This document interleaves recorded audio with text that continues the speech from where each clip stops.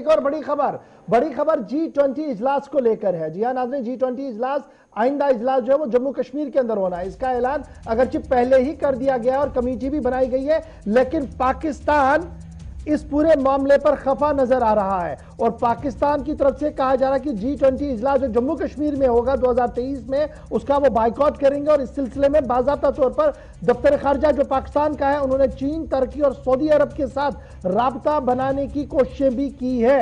G20 summit 2023 के हवाले से भारत की तरफ से पहले ही साफ कर दिया था कि इस बार जम्मू कश्मीर के अंदर होनी है और तैयारियां भी हो रही हैं, दोनों तरफ से हो रही हैं। लेकिन भारत के इस प्रोग्राम को लेकर पाकिस्तान को काफी एतराज है और पाकिस्तान अब चाइना, तुर्की और सऊदी अरब का हवाला साथ लेकर इस इजलास को श्रीनगर के अंदर ना हो, इस हवाले से रोकने की कोशिश कर रहा है। Argentina, Australia, Brazil, Canada, China, Germany, France, India, Indonesia, Japan, Russia, UK और दीगर मुल्क इसके मेंबर है। इसलिए इस G20 को इंतहाई हाई प्रोफाइल ग्रुप माना जा रहा है, पॉलिटिकली भी, इकोनॉमिकली भी। लेकिन इस बीच शहबाज हुकूमत का बड़ा फैसला कि बाइकआउट भी होगा और रोकने की भी कोशिश होंगे। सीधे चलेंगे रहमत कलीम के पास, फॉरेन डेस्क एडिटर हमारे साथ इस वक्त ज्वाइन कर चुके हैं। रहमत, अपडेट कीजिएगा, क्या कुछ मजीद खबर है?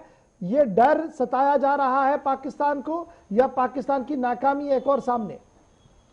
जी देखिए, बिल्कुल नाकामी ही इसे आप कहेंगे, चूँकि जिसके सहारे आपने देखा होगा कि गुज़श्ता 2.5 सालों में हर प्लेटफॉर्म पर, दुनिया के किसी भी प्लेटफॉर्म पर पाकिस्तान का कोई भी नुमाइंदा हो, चाहे वो वज़ीर आज़म रहे हो, इमरान खान तब हो या अब शहबाज शरीफ हो तब हो, जब भी किसी ग्लोबल प्लेटफॉर्म पर बोलने का, बात करने का मौका मिलता है, जम्मू कश्मीर के बगैर उनकी बात पूरी नहीं होती। जम्मू कश्मीर पर जिस अंदाज में प्रोपेगेंडा किया गया, उस प्रोपेगेंडा को काउंटर करने के लिए भारत सरकार की तरफ से बहुत सारी कोशिश की गई और बहुत सारी कामयाबियाँ मिली। एक बड़ी कोशिश है, एक बड़ी कामयाबी है और ये 2023 के शुरू में ही पूरी दुनिया देख लेगी कि जम्मू कश्मीर, जिस पर पाकिस्तान मुसलसल झूठ और प्रोपेगेंडा फैलाता रहा है, उसकी सच्चाई क्या है। जम्मू कश्मीर की नॉर्मसी, जम्मू कश्मीर में तरक्की और जम्मू कश्मीर की बदलती हुई तस्वीर 2019 के बाद, 5 अगस्त 2019 के बाद से जिस तरह की तब्दीली हुई है और आज जो सूरत हाल है जिस पर पाकिस्तान रोना रोता है, उस सूरत हाल में सच्चाई क्या है वो दुनिया देखेगी। और इसीलिए जिस जगह का इंतखाब किया गया वो जम्मू कश्मीर है। जम्मू कश्मीर के अलावा अगर ये प्रोग्राम हैदराबाद में होता, मुंबई में होता, दिल्ली में होता,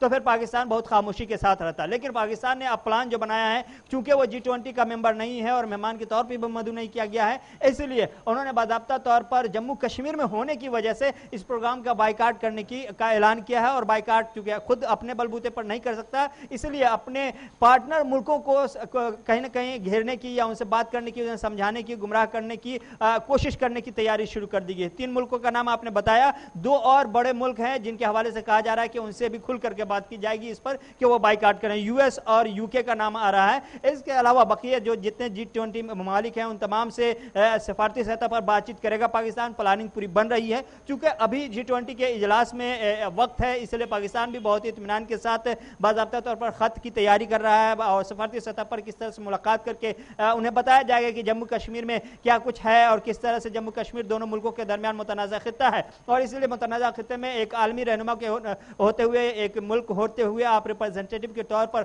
वहां नहीं जाएं तो ज्यादा बेहतर रहेगा। तो इस तरह से समझाने और गुमराह करने की कोशिश जरूर की जाएगी। लेकिन 2-3 बातें अहम हैं जो पहले ही बताई जा रही हैं, वो ये है कि सऊदी अरब इसके बहकावे में नहीं आने वाला है। चूंकि सऊदी अरब के अंदर ही जब 2020 में इजलास हो रहा था G20 का, उसी वक्त ऐलान किया गया था कि अगला इजलास हिंदुस्तान की मेजबानी में होगा, हिंदुस्तान उसकी सदारत करेगा। हिंदुस्तान की सदारत इसी साल के दिसंबर में मिलने वाली है। उसके बाद 2023 में जम्मू कश्मीर में बाकायदा तौर पर G20 का इजलास होगा। चीन की बात यह है कि चीन पाकिस्तान की सुनता नहीं है, चीन पाकिस्तान को हिदायत करता है, पाकिस्तान की हिदायत चीन नहीं लेता। और चीन के साथ हिंदुस्तान के जो रिश्ते रहे हैं, हालांकि इन दिनों खटाई के शिकार हैं, लेकिन ये चीन भी एक मौका अच्छा तलाश करके इसे दोनों मुल्कों के रिश्ते बेहतर करने की कोशिश करेगा। तो चीन भी बाइकाट नहीं करेगा।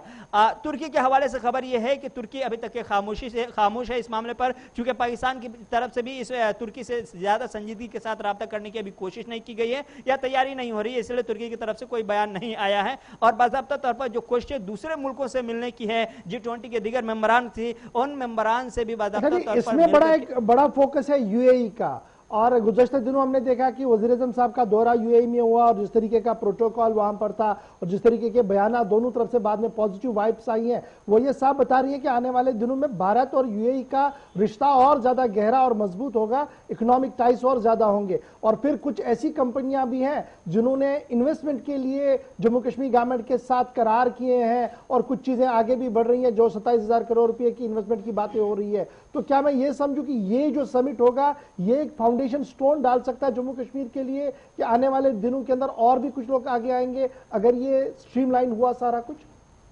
जी देखिए, बिल्कुल इससे समिट से जम्मू कश्मीर का दो बड़ा फायदा होगा। एक तो जम्मू कश्मीर पे जो रोना रोया जाता है, चाहे वो जम्मू कश्मीर के अंदर पाकिस्तान के हामी हों या पाकिस्तान को बईखा समझने वाले हों, उन लोगों को हमेशा के लिए खामोशी मिल जाएगी, जवाब मिल जाएगा। दूसरा ये कि आलमी सतह पर जिस तरह की तैयारियां होती हैं, चाहे वो इन्वेस्टमेंट की शक्ल में हो या बड़ी बड़ी कंपनियां जो होती हैं जिनको अच्छी जगह और अच्छे मौके की तलाश होती है, उन्हें भी बाकायदा तौर पर जम्मू कश्मीर में आकर के देखने, सुनने, समझने का मौका मिलेगा और अपने क्या कुछ मौके हैं, क्या अपॉर्चुनिटीज हैं, उन्हें देखने का मौका मिलेगा। दूसरी बात जो अहम है वो ये कि आईएमएफ को भी इसमें मदऊ किया गया है, वर्ल्ड बैंक की तरफ से भी बाकायदा तौर पर रिप्रेजेंटेटिव उनके आ रहे हैं। तो ये सारी जो बड़ी बड़ी कंपनियां, बड़े बड़े ममालिक के जो रहनुमा आ रहे हैं, नुमाइंदे आ रहे हैं, उसके अलावा ये एक तरह से इसे आप बिजनेस समिट भी कह सकते हैं। तो एक बिजनेस समिट का जाहिर सी बात है जम्मू कश्मीर में होगा तो जम्मू कश्मीर को सीधे तौर पर बड़ा फायदा होगा। ग्लोबल समिट का जो फायदा हुआ था 17,000 करोड़ का वो आपने बताया। चलिए, बहुत शुक्रिया जी रहमत कलीम हमारे साथ ज्वाइन करने के लिए। फिलहाल पाकिस्तान की एक कोशिश रहेगी कि G20 का समिट जो साल 2023 में मुनक्किद होने जा रहा है जम्मू कश्मीर के अंदर, वो ना हो और इस सिलसिले में डिप्लोमेटिक एफर्ट्स को और तेज करेगा पाकिस्तान। और पाकिस्तान की मुख्तलिफ ज़राए अबलाग से जो खबरें सामने आ रही है वो ये है कि लॉबिंग की जा रही है चीन के साथ भी, टर्की के साथ भी, सऊदी अरब के साथ भी और दीगर यूएई मुल्कों के साथ भी, ताकि वो भारत पर दबाव बनाए और जम्मू कश्मीर के अंदर ये ना हो। पाकिस्तान की तरफ से पहले ही साफ कर दिया गया था कि जम्मू कश्मीर एक मुतनाज़ा इलाका है और मुतनाज़ा इलाके के अंदर इस तरीके की कॉन्फ्रेंसें करने की किसी को इजाजत नहीं दी जाएगी। और यूएन तक ये मामला पिछले दिनों चला गया था, लेकिन भारत सरकार ने जिस खामोशी के साथ डिप्लोमेटिक एफर्ट्स को और तेज किया है और इस बात का ऐलान कर दिया है कि आने वाले दिनों में 2023 में जो कॉन्फ्रेंस होगी G20 की, वो जम्मू कश्मीर के अंदर होगी, कश्मीर घाटी के अंदर होगी, वो एक बड़ा चैलेंज इस वक्त पाकिस्तान की एस्टैब्लिशमेंट के लिए बना हुआ है। फिलहाल